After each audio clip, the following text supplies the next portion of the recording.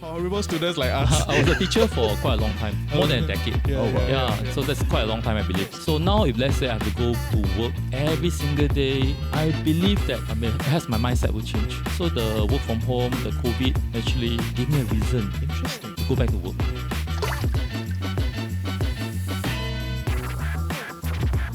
So welcome back to Chills with TFC. I'm your host Reggie, aka your Financial Coconut, and today we have a very special episode. I personally think it's very special because I've been wanting to do this for a long time. I've been chasing my producer like, can you do this, right? Can we go and get this, right? So today we have special guests and I'm joined with a fellow crew. Rakesh here, of course, from the TFC team. Yes, and today we are finally talking about FIRE, but in real people's, experience, not the experts and influencers. So yeah, we got two of our listeners on the show. So yeah, I want to introduce yourself. Well, hello, my name is Matthew. Thanks so much for having us. I think we're excited to kind of talk about FIRE and really learn from each other, I guess. Yeah, and my name is Tony. I'm grateful for being here. Yeah, thank you. Nice. Okay, but other than that, right? Other than your name and being grateful, thank you. Right? So like, what do y'all do? Your background, so our audience get to know you a little bit better. Forms the basis of our discussion. I work at a polytechnic and I used to be a teaching staff, and now you got a teacher vibe. And They're now very nice. And now I shifted to IT. So we work on different projects throughout the polytechnic. So you did a mid-career switch in that sense? It's not really a mid-career switch. It's more like a job rotation. So right now, in the civil service, we recommend that different people try to grow in different areas and acquire different skill sets. So what we're trying to do is really to rotate our staff across different job roles so that they acquire different skills over the course of their career. Yes. Okay, that's good to know. And what gives you the basis to be on this show today? Like, what are you doing? We're talking about FIRE and all that. So how did you come about on this? Absolutely. So 12, 13 years ago, my wife actually raised the idea of changing from dual income family to a single income family. And the basis of that really was she wanted to be more hands-on raising the kids, right? Inculcate them with good values, spend more time with them and so forth. So I think we wanted to figure out a way to mitigate the income loss. We wanted to somehow find a plan, right, to be financially stable. I think when that time had come. So we spent about 12 or 13 years saving aggressively, and this FIRE thing kind of came out by the way. So you all were ahead of FIRE, essentially, Wow. right? They started FIRE. Pre-culture. Yeah, I wouldn't say we were ahead of FIRE. I think at that time we were ignorant of the concept of FIRE. Right? You just wanted to solve your own problems, That's exactly right? correct. Yeah, that's exactly correct. And we chanced upon this idea, this movement, this community, really in the middle of that journey. Okay. So we figured out that, it's actually the same thing, right? So FIRE people typically spend, a decade and a half saving quite aggressively, and but their main goal is really to leave their jobs, right, and to live off their dividends and so forth. Okay. So different goal, but essentially the same methodology. Okay, right. That's good to know. And Tony, what about yourself? Okay, yeah, I started the FIRE journey maybe about sometime in 2003. You're earlier than FIRE. You're on fire. No, when I started that time, I think the FIRE concept was not prevalent in Singapore. It was called cash flow, right? Back then, that's the idea. Cash flow was the more prevailing. Really? Yeah, there was a period of time like generating passive cash flow. That was more a prevalent idea. It was more a US concept. I read about FIRE, but it was more from the US people were talking about it. And I used to work as a teacher as well. Okay. So I used to work as a teacher. His eyes Yeah. Which level were you teaching? I was working with young adults. Okay. So what gave me the basis to be here? I actually stopped work, retired in 2016. Nice. Yeah, so that's about 8 years ago, and live entirely on passive income. Since then until now, I am actually working. I'm now employed, back in employment. Just use my passive income from day-to-day expenses. So why are you back in employment? I went back to employment in 2020 during the COVID period, and initially it was just to get out of the house because COVID, there was a lockdown. Recently, I met a few people that say I went back to employment because I cannot tahan at home. Right? My spouse, my kids, everyone is at home. So I wanted to go back to work. So actually, initially, it was just to go back to work. I remember there was a lockdown, and then the government didn't allow us to get out of the house. So I looked for a job, and that allowed me to leave the house, go back to work. And since then, I stayed employed. And when I left employment in 2016, the idea was just to have a rest for maybe a year or at most 2. But somehow things didn't work out. I tried to look for some work after a year of break, career break. perhaps. I didn't get what I want to, any job that I was interested in. So I just continue on with my life, and 1 year's break became 4. Yeah. Wow. Yeah, so I stopped work for about What luxuries. about 4 years. Yeah. Good. So I went back to work in 2020, and I've been living the same way ever since. Anyway, yeah. So I know that I have an employment income now, but I don't touch the employment income. Wait, I have an important question. So before FIRE and after FIRE, so we assume that FIRE is a point where your passive income essentially can feed you. You don't need to work, right? Essentially. And then after that, you still look for a job, right? And you struggled for the first year, and then eventually you found something, right? So you in other words, your expectations of the job changed, right? When you first started, you work hard for money, that's what a lot of people will do, although they're passionate about their thing, but a lot of time is driven by money. But after that, when you are no longer reliant on that, did your expectations on your new job or your next job or your next kind of career phase in life, right, did it adjust a lot? I would say that nowadays, because I don't work for money, I tend to want to work for fulfillment. Yeah. So when I look for, I mean, I'm still in the same work, but in a different field. So when I rejoin the workforce, I actually join an entire new field. And so nowadays, when I go to work, it's not for the money or the promotion. It's just to work for the fun of working. Got you. It's the impact you want to drive, lah. And I realized that when I look at it this way, I tend to do well at what I am working at. You remove the pressure of money or wanting to perform in front of your bosses or whatever. So I do the job because it gives me fulfillment and I find meaning in the job. So I tend to do it quite well. So you're one of those weird people in the office that's very happy all the time. It's like, hey, wow, got job, woohoo, new task. I try to look for meaning in the work that I do. And because I'm there, I'm working because I want to work. Therefore, I try my best at whatever task is given to me. Of course. Okay, fair. Actually, if you don't mind, could you just give us a bit more light on like where are you working and what type of jobs, so that we get a bit more context? Before that, I was working as a teacher. Yeah, so that was before I left employment. Yeah. So after that, I had a break for about 4 years. And then I joined the field of HR. HR, Human resource. Okay, for Yeah. teachers. Sorry? HR No. for teachers. It's totally a different, different field. different industry. Okay. And because I joined a new field, there was a big pay cut. And of course, the 4 years of non-employment didn't look very good on the resume as well. So yeah, when I rejoined the workforce, If you don't mind, can you share the percentage of pay more than cut? 50%. More than 50%. Wow. Yeah, Wow. there was a big pay cut. Yeah. And, And yet he's the happiest guy in the office. Woohoo, I got job to do. I wouldn't say the happiest guy. I mean, I still have Monday blues.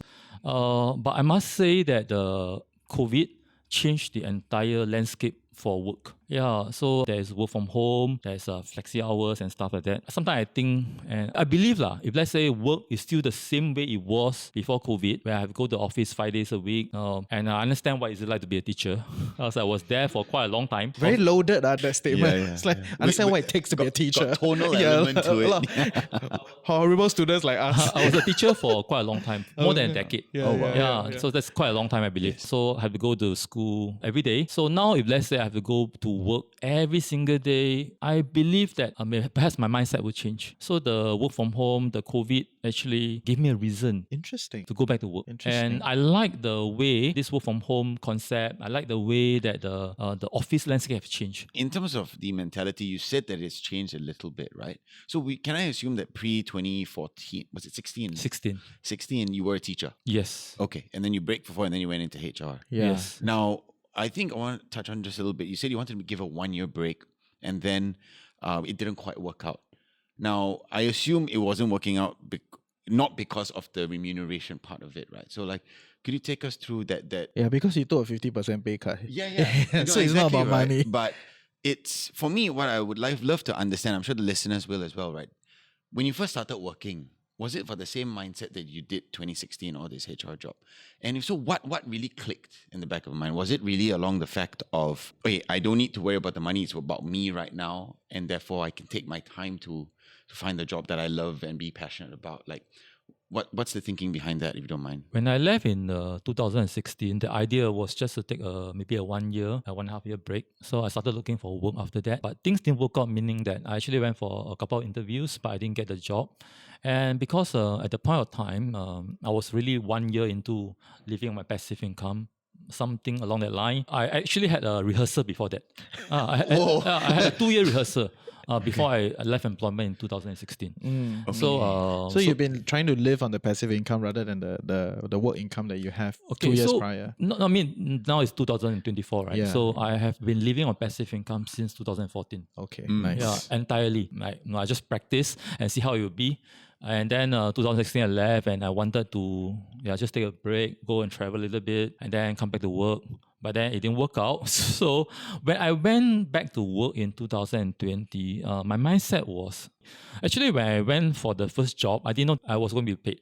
In 2020 there was COVID, right? So my job then, when I applied, was to be a swabber. Swabber.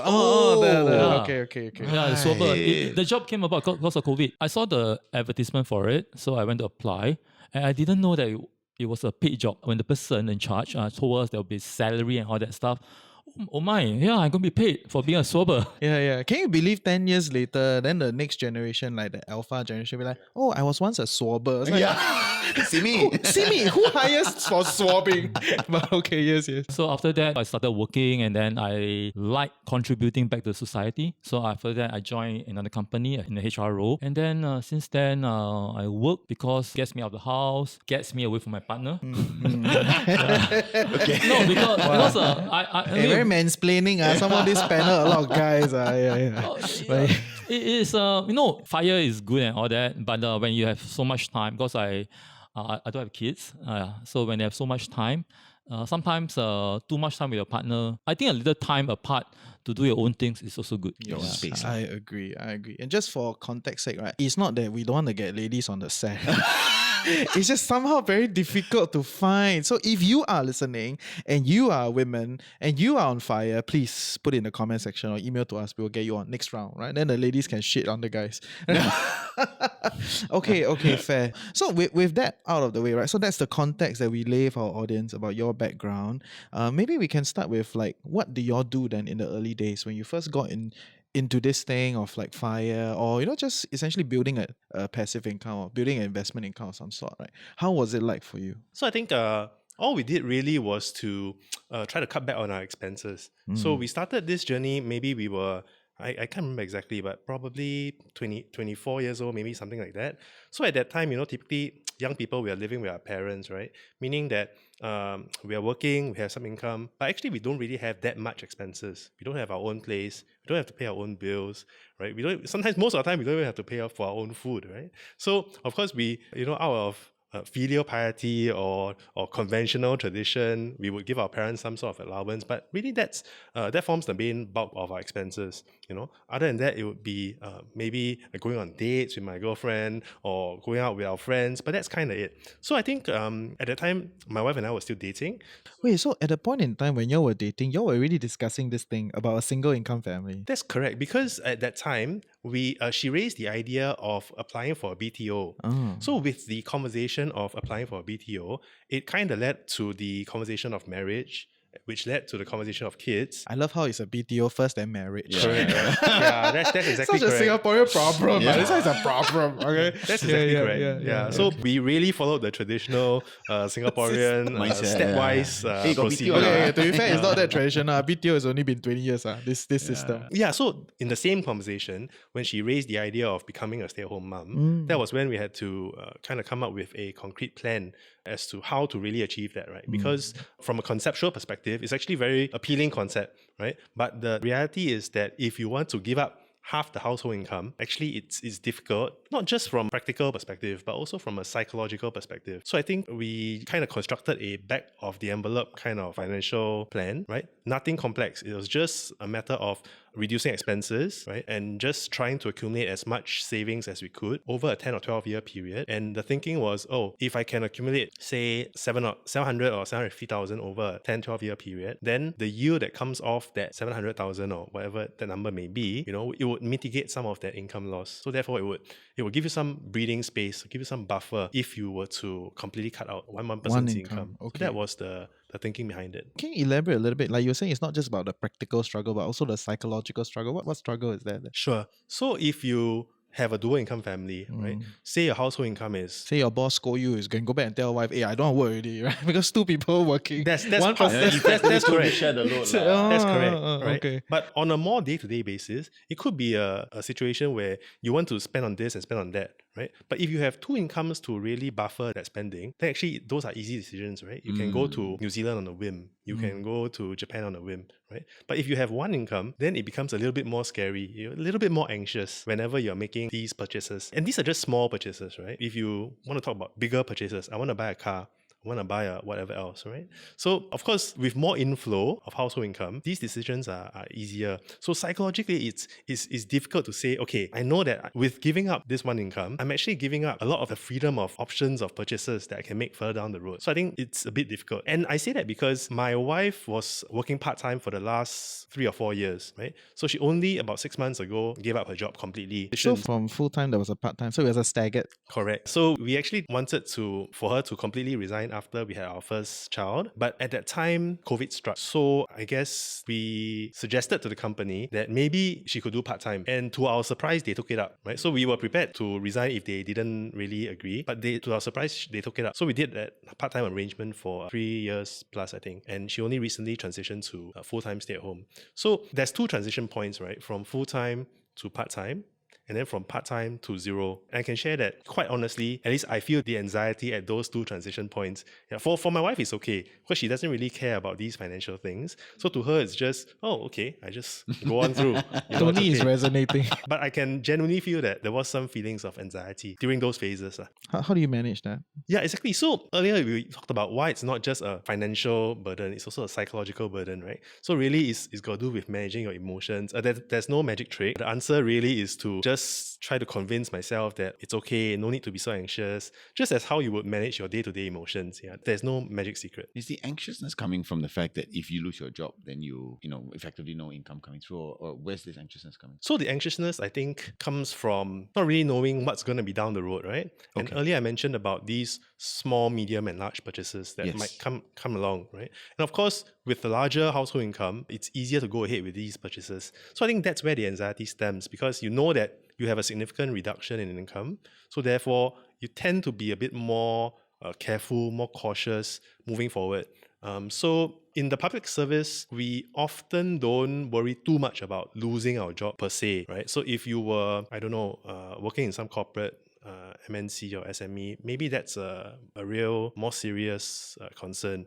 But I think in the public service, we have a certain stability that's tagged to these jobs. And so I don't think that's the main source of anxiety. Got you. So it's more the fact that, okay, if you want to go to Japan this year, hey, we got to really plan for this. No, and I think it's also a little bit about like you cannot handle as much variance, right? Like not as much uncertainty. Like your plan must be more, more. Options are narrower, so you cannot have too many problems. Maybe you gotta buy a new car, and then there's something, and then there's a third kid suddenly coming. Oh my god, so much variance. Then it affects the plan, so that causes some anxiety. Not enough buffer for those things. You're exactly correct. So if we use Warren Buffett's term, right, he uses the term margin of safety. Yeah. So actually, what you experience is a reduction in the margin of safety, right? So you need to be a bit cautious on everything. And that's inevitably causes a little bit of anxiety. Fair. Okay. What about you? How do you start to do this? No, I was just amused because listening, names like Warren Buffett come up. Then I it doesn't happen in the day-to-day conversations. I must say that maybe 10 years ago, my partner would not have heard of Warren Buffett, but now she's just as good at such things because after 10, 20 years of preaching. Yeah, and she's still around. Preaching. 10, 20 years of preaching. Oh, initially it was Clearly, preaching. who's a preacher, Just telling her, and then but over the years she has become quite good, and now she's also one of the go-to person among her friends when they want something, they want to ask about financial advice. So that's a journey, but that's not mine to say. But anyway, coming back to the question, how did I start? There are many ways of FIRE. I can simply just inherit a big sum of money and then I become FIRE because I don't have to worry about money forever. But my way of FIRE was a lot slower. Okay, it's a very slow, very painful, very frugal way. So I love to drive. So when I just entered the workforce, I just graduated from uni and came out to work. One of the first things I bought was a car. Yeah, so I love to drive. I like cars. In the FIRE journey, the first thing I gave up was my car. Isn't that quite fierce? Yeah, how did that feel? I think Matthew and mine, the way of FIRE is, lower our expenses as much as possible. Because if you want to live on a passive income, it's easiest if your expenses are low. Yeah, because let's say you want a passive income, let's say 50,000 a year. If your expenses is $30,000 a year, you can generate $50,000 a year. You are fire. But if your expenses is like 100K a year, you need to generate a lot more. Yeah, so cutting down on your expenses is the easiest way. And being frugal, that's the only way I feel if you want to have low expenses. Yeah, so at the start for my journey, I became very frugal and I changed my lifestyle. Okay, I stopped driving. How much do you save when you stop driving? Quite a fair bit lah. Actually, at the start, I didn't really track my expenses and I didn't really track. So if you didn't really try at the start, what made you want to start? Oh, what made me want to start?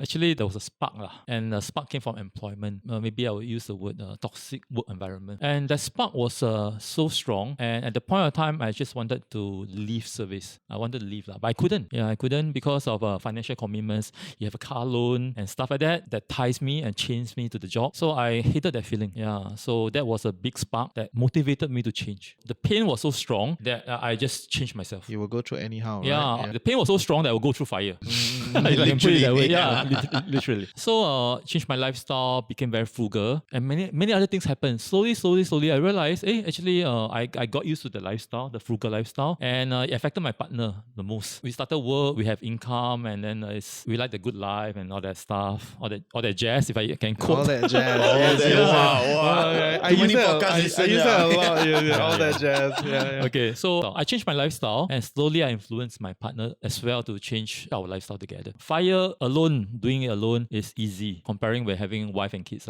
But fire with a partner, in my case, I think D-I-N-K, dual income, no kids. I can say it's easier, but with a partner, it's a lot more rewarding. Yeah, because we walk the same journey, we educate each other, we keep tabs on each other, and slowly, I realized that my income rose because of my years of service. You work more, you get more income, and my expenses were kept very low all the while for many years. I think more than 10 years, my expenses were about the same.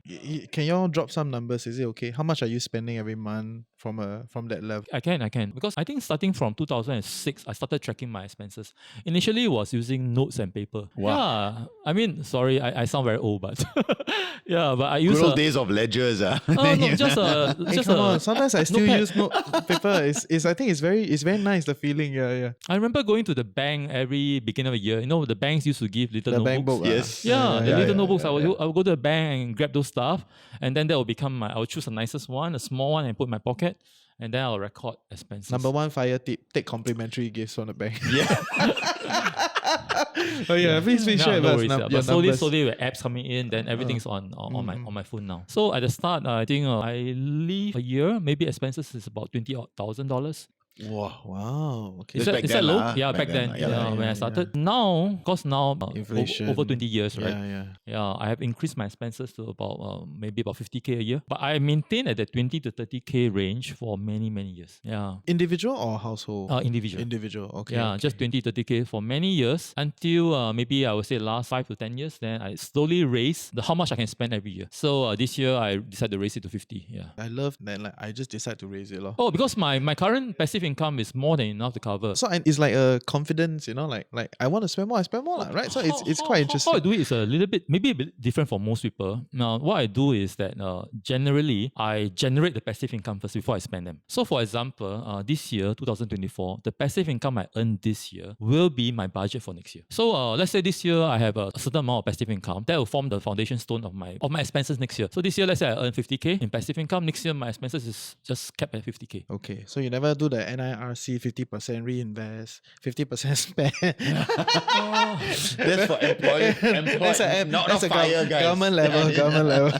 Okay. No, it's okay. Just disturbing you. No worries. Yeah. I also work in inflation and all that stuff into the numbers because I'm also very into CPF. Yeah. So CPF also generate interest. I mean, all of us know that. So the CPF just keep compounding over the years, and I intend to use that for retirement. Yeah. So actually, my passive income, if I include CPF, is quite a big chunk. I think I get maybe about 30K a year from CPF. Nice. Yeah. Nice. Yeah, that's quite a decent number. Yeah. That's So great. how do you feel about the SA closing? I saw all the people complaining and everything else, but I learned that sometimes you just have to roll with the punch. I mean, you can't expect the world to stay the same. You can't expect things to be always that way. So when things come, I just adapt and move on. Nice. I like that mindset. Yeah. What about you? We started tracking our expenses as a household, I think, after we got married. How much are you spending now, if you don't mind sharing? Yeah. As a household, we run around 50,000 a year. Wow. Okay. Before before we got married, it was a bit lower. If we kind of sum it together, I think we were running probably about 25,000-30,000. And the reasons was because I mentioned, we were staying with our parents and we get some subsidies from staying in a parental household, obviously, because food, day-to-day bills and so forth. Yeah, correct. So now that we've moved out, so of course the expenses have gone up somewhat. We also had 2 kids, so of course we have to pay for the kids' school. So how much are you paying a month for kids? I think the bulk of the cost would be the school. My younger one is not in school yet. So my older one, the cost is around 8,000 a year. So that's because she's in preschool. The younger one is in kindergarten. Costs about 8,000 a year. And then next year, my younger one will also go to nursery. So it will be another 8,000 or so. About there. Correct. Until So the expenses will rise to somewhere in the mid-50s. Okay. So primarily it's at school. That's the expense. That's the main expense, actually.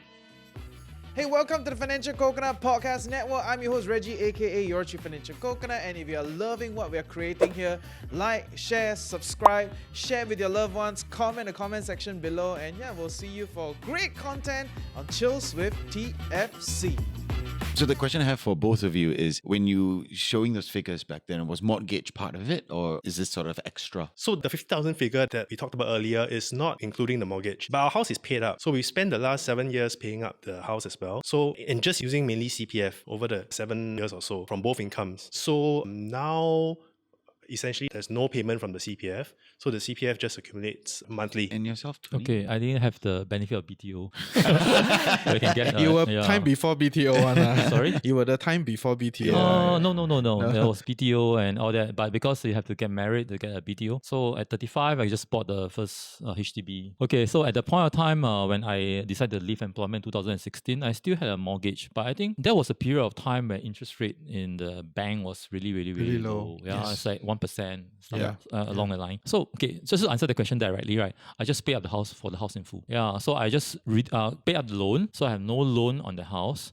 And then top back my CPF. Yeah, because the cash sitting outside was just too low. Yeah, it was earning like 1%. Well, CPF at that point of time was at OA was giving 2.5. Now 2.5 doesn't seem a lot, but back at that time 2.5 was considered, it was double what I can get from the bank. So I didn't have that mortgage to worry about. So the passive income, or the expenses that I use every year is a net of a mortgage because I didn't have a mortgage. Okay. Before we go into like the tips and stuff, I do want to also ask you both on the other aspect of spending money, right? Which is the social element of it. You both said you were frugal. Is something I believe I'm frugal as well. He is damn frugal lah, I tell you. Don't even buy. He buy one pair of shoes. Must tell the whole world. I spend money on this one pair of shoes. Hey, no, I never. My parents well. Yeah, not even he buy. So my goodness, but yes. And at least for me, when I'm trying to be frugal, there is an impact of social elements. Like you can't meet friends as often, right? When you want to meet friends, it's always kopitiama, teo. Right, something like that. Coming from you guys, where you guys were starting on this journey, and you knew you had expenses higher, and you had to cut it. Right, was that social element a lot of it that you had to cut? Like maybe you could explain. Yeah, what do you remove from your expenses? Yeah, sure. So I think it's really not about being frugal in every single element of your life. Right? You have no friends. Correct. So you have no friends. You have nobody want to get married with you. And you would just be really lonely, right? Unless you meet another fire lady. Oh, I'm not sure. Okay. My general thought has always been to say that, okay, there are these 10, 12 things I want to spend on, right? I may not be able to spend on all 10 or 12 things at the same time, right? If not, I would not be able to save any money, right? So all I'll do is I'll say, okay, I'll kind of prioritize them and choose the top 4 or 5 to spend things on, right? So these top 4 or 5 things really depends on the values of each person, right? So if you really value your friendships, then you would be really okay to go out and spend $50, $60 with your friends, right? It's not completely necessary to say that, okay, if I go out, I have to cap my spending at $12. And if you are not I don't want to go out with you. Yeah, exactly, right? Yeah. So I think it's about allocating your budget. That's why I to never go out these- with him also. Hey, walao! We always go to his house. We don't go out. What's wrong with my house? You love my house. I love his house, but we don't go out. I love his house. Just saying. Yeah. But I think if you enjoy it, you can go out once in a while. It's okay in moderation. Tip number our 1. bro here is comforting you. Spend some money. Yeah. Enjoy yourself. I think it's important. So essentially, for me, I would just prioritize and really just say I'll spend money in the areas that I really derive joy, right? So friends, family, parents. I drive, right? So, and I'm not actually paying for a car. I'm actually paying for the convenience. I have 2 kids, right? So I think it's very difficult for the family to get around on our day-to-day errands without a car, right? So although you might say that a car is a depreciating asset, it is a large expense, it's priced ridiculously in Singapore, but still I think that the value that we derive from paying that 16,000 a year, it might be 10 times that. So the real question is not about squeezing every expense until there's no juice left. It's really about picking the things that we want to spend on those, and then the other things that we think is not really meaningful to spend on. So what do you cut? What do you cut back on? Like what do you squeeze out? Okay, I'll use my kids' school as an example. So earlier I mentioned that we pay about $8,000 for kindergarten, right? I could send them to another school which costs $24,000 a year, right? So, but to me, sending my kids to the $24,000 kindergarten does not really give me much value, right? I think the $8,000 one is okay. So hence, that's something that we cut back on. It's not an actual cut because we didn't actually enroll them in a $24,000 school. But in my mind, it's a cut, right? So I think that's one example. And for me, I like to focus on the bigger expenses, car, school, vacations maybe, right? But that being said, it's not logical to really cut back on everything, to put off every vacation for 10 years. That doesn't make sense. Warren Buffett gives an example, and I quote him again. Again, I Tony. quote him again, right? He says that Better sponsor this episode. Brought to you by Berkshire Hathaway. he says that if your kids want to go to Disneyland, it makes no sense to tell them to wait 10 years before we go to Disneyland because the money will compound. Although that's true, right? Your kids want to go to Disneyland to enjoy today. You see? So if you really feel that going to Disneyland will bring your family joy, then you should do it. You should spend the money. So that's the approach that we take. Yeah. To be very honest, we have never really felt deprived of a lot of the luxuries that we have.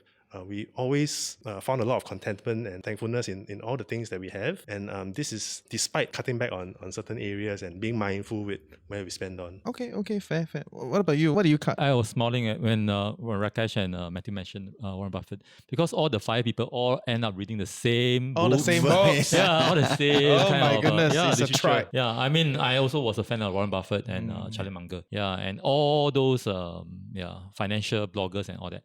So yeah, I believe we probably read the same blogs and stuff along. Agak, the same Yeah. few guys always on the show. So yeah. So what do you then cut? Like for you? Some of the things that Matthew did, I probably did as well.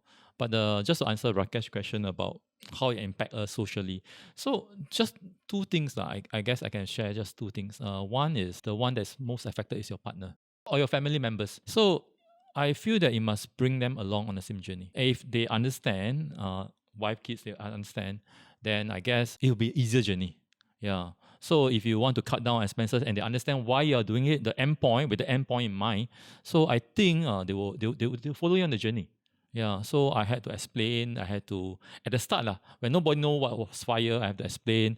And then I remember my colleagues looking at me and saying, "Why are you doing this? Man, why are you eating? Like, why are you not spending? Why are you selling a car? Why you always drink company coffee? Yeah, why do I always go? Why you always got a bank notebook? Yeah. Why do I always record everything? Yeah, they will keep asking me things like that. And then I will try to explain, but then they didn't understand. And it actually didn't really matter to me because although they didn't understand, they were not my family or my or the close ones. Yeah, but it was the close ones, the one that was close to me, that I wanted them to understand.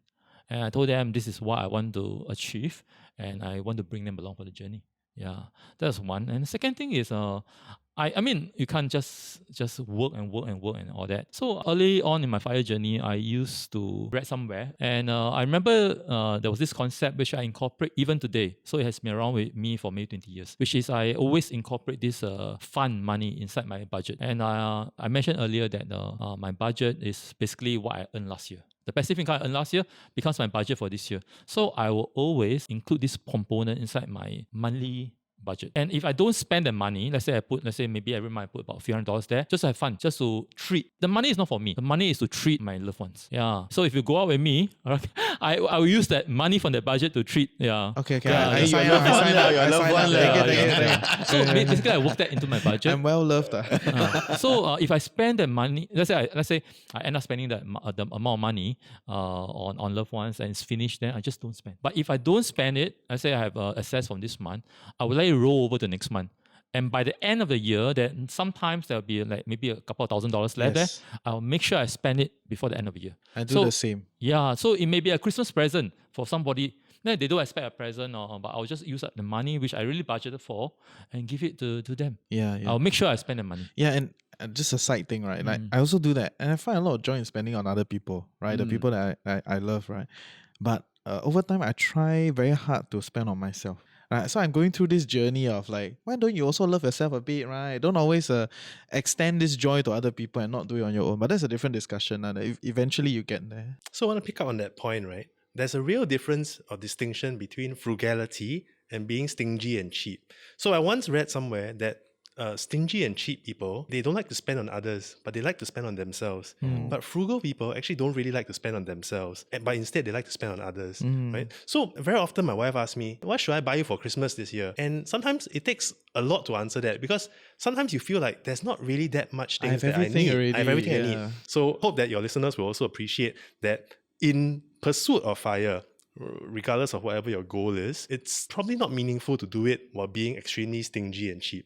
It's okay to be frugal, right? But I think once you think about it from cheapness kind of mindset, then really it defeats the purpose and it draws away You meaning. understand? I am frugal. I'm not Okay. cheap. You can be frugal and cheap. Eh, walao. Okay. Anyway. You know, I my get partner the always, feeling that you're frugal, not my cheap. partner always accused me of being stingy. Okay, so Yeah. next episode we must bring your partners on. Then Yeah, you are not then we here, right? compare. Then we compare. Then we hear the other side of the story. Okay. At the start of the journey, right, it's very hard, especially at the start of the journey, where you have less resources. Early in my journey, I was probably more stingy than frugal, if I use the definition. So I will value every single cent. I will cut down to the spare skeleton kind of. So I remember like maybe 1 month, $1,000. At that point of time, there wasn't this geographical arbitrage yet. I can't go to KL, for example. I can't, because my work is in Singapore, I have to be physically there 5 days a week. Yeah. So that's why I mention my partners at times because I'm very appreciative. Yeah. Because sometimes I run out of money for the month. I literally run out. I realized there was unexpected expenses and then, I don't have money for this month. I actually have money, but my budget is dry. Sometimes I'll ask my partner, I have no more money this month.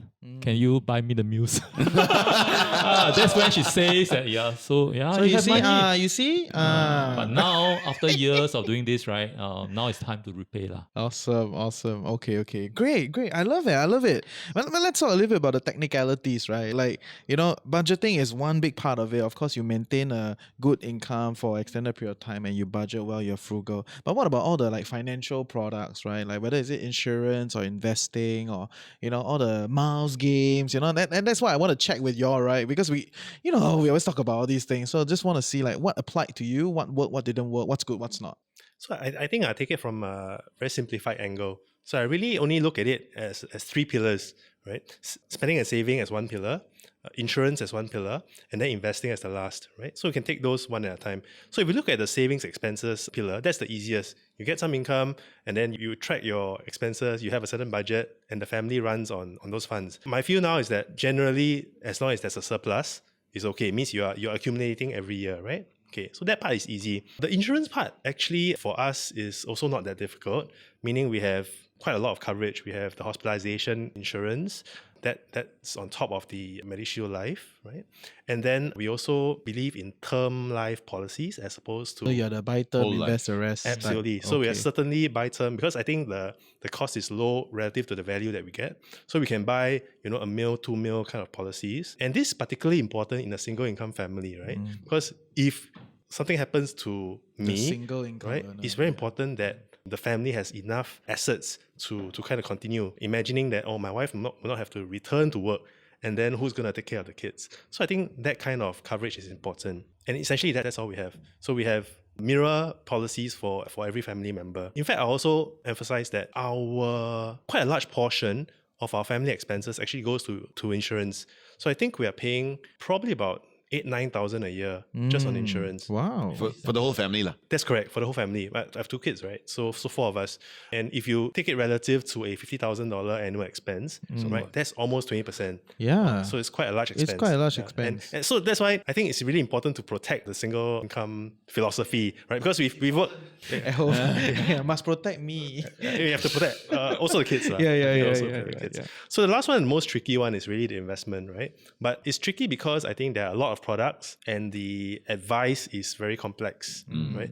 But again, we should all simplify and don't take it from me, right? You can take it from Google. Right? If you look at Google and you ask Google, or if you ask ChatGPT, what's the best way to invest? It'll tell you, buy a low-cost index fund, diversify, broad-based, buy over time, and you buy in good times and in bad times, right? And especially in bad times. So I think it's really that simple. So we take that approach, and that's the 3 pillars for our finances. Okay, but are you drawing down from your investments at this point in time, or you're not? No, because I'm still employed. So you're still in a compounding phase, right?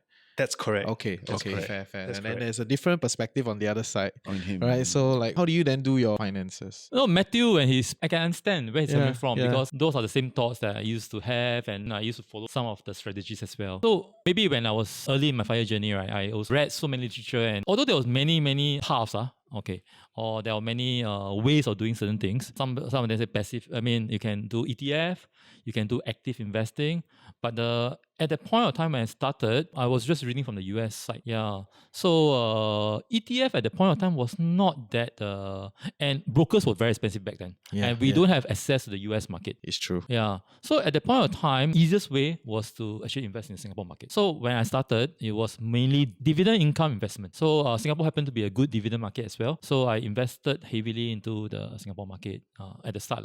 Of course, now it's different because after so long, I have my own thoughts about how to invest right now. And at the start and now, my thoughts are totally different. Yeah. Oh, what changed? Take us Yeah, through that. that's true. Totally changed.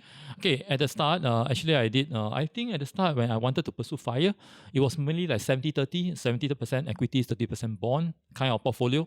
Then slowly as I get older, I slowly shifted to 60-40. But maybe in the last 5 or 10 years or so, I shifted to a different mindset. Okay, so now my portfolio is about 1/3 equity, 1/3 in bonds, and 1/3 in cash. And generally, I am a crisis kind of investor. Yeah, so I do the regular savings plan or this dollar cost averaging as well every month, and that portfolio I do not draw it down. So I just let it compound over the years. I use a robo advisor, and I just buy into a simple ETF, low cost as well.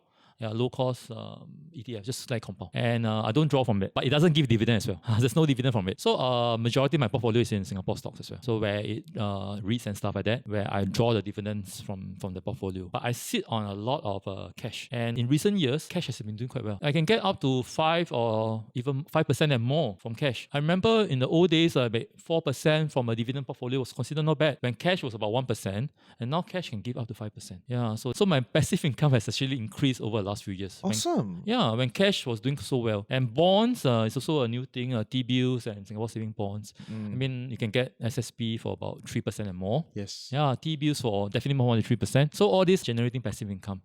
But my investing philosophy is that I tend to do RSP, or regular savings plan, or DCA, whatever you call it, on normal times. And when there's a crisis, I tend to invest very heavily. In fact, in the last 2020 COVID crisis, right, I was down to a low of about 5% cash. Yeah. Wow. So actually, I went in quite heavily. Aggressive. Yeah. Good. I remember I was drawing down the cash so fast that I was telling my partner, hey, I'm having too little cash. Oh. Yeah, so my cash Can is you getting... buy my meals for me? I thought the authorities called me. I said, what happened to you? Why At you the point of moving? time, I didn't need her to cover my expenses anymore. But I was drawing it down so fast that I only had about 5% cash. And then after COVID came and went off, I remember selling out my portfolio as well. So I sold off my portfolio in about 2022. Yeah, about 2 years ago, I sold it off. And I went back to my steady state. You can call it that way, steady state, where it's 1/3, 1/3, and 1/3. Yeah. So now I'm just sitting on cash and bonds and equities and just waiting. Yeah. So that is how I invest nowadays. Nice.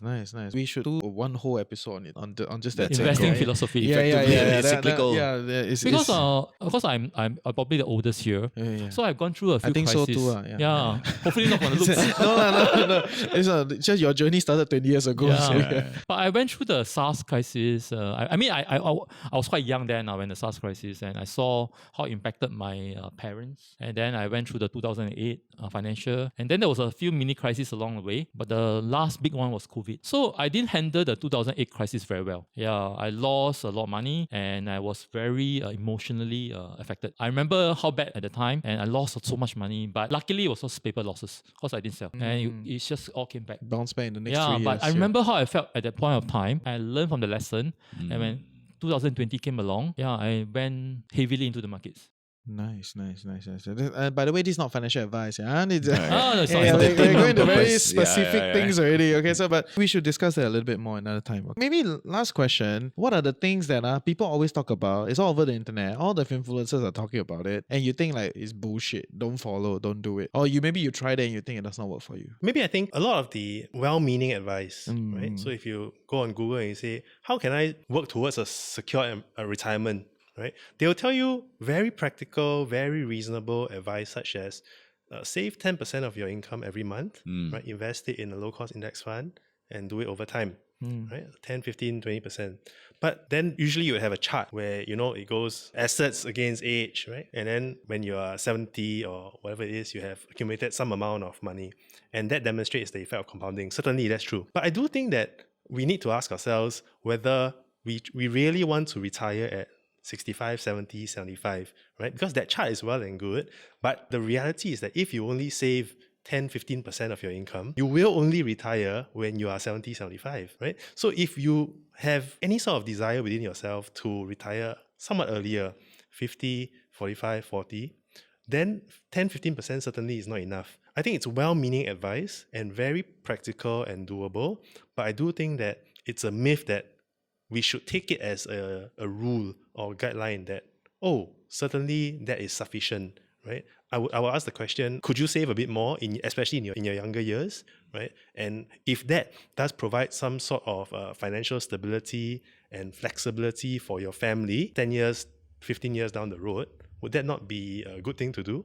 Right? So I think it's not a myth, it's not nonsense, but I do think that sometimes as readers of content, we take certain guidelines as the rule of law, and we follow it very strictly. So I do think that if we can contextualize a little bit, be a little bit critical, then we can improve on it and take it and adjust it to our own circumstances. Nice, agree. I like it. And yeah, Tony, you've seen many lah. You've been around, right? So some things come and go. Yeah. My thoughts on this is that you must find what works for you lah. I mean, there are lots of advice online. So what didn't work for you? You must find what works for you, because the advice, whether is it like buy term, invest the rest, or things like that, sometimes they may work for you at certain stages of your life. But as you get older, as you progress in knowledge and skill, some of the things that used to make sense to you, because you're more skilled now, so it might not work as well. I think if I can quote Warren Buffett as well, he says that when you have, let's say $1 million, it's very easy to double the money. Yeah, but when you have $1 billion, it's hard to buy companies to earn the same kind of return. So now I find that, to the listeners out there, you can listen to all the podcasts, all the financial blogs and bloggers and influencers and all that, and listen to the advice, learn as much as you can, but you must find a way that works for you. It's not one way. Our destination is the same. All of us want to be FIRE, even though the idea of FIRE can mean different things to different people. Different, yes. Yeah, I'm actually FIRE, but I'm still working. Yeah. And I've joined my work. Although, as you get older, you want different things. So, initially, I wanted to just have a lean FIRE. Yeah, maybe just 30K a year would be enough. Yeah, for one person. Then as I get older, I realize maybe not. Not too lean. It's too very kanko. Yeah, it's like too little. 50K or even 50K a year for a household. Yeah, as you get older, you want to have a bit more. Yeah, I understand. Yeah. So I would say that you just have to find your own way, own path, and see what works for you. Honestly, at this stage of my life, I think FIRE let's say you get FIRE at 70 years old. I think you're too old. No, you're not FIRE already. You just retired. Yeah, it's called retirement. It's not retired. Drawing from RA. no, don't sabo. CPF 啦很好 okay, CPF. Yeah, all the sponsors. I am a supporter of CPF as well. Yeah. So I believe that if you find your way, you may be able to FIRE faster. Must find a way lah.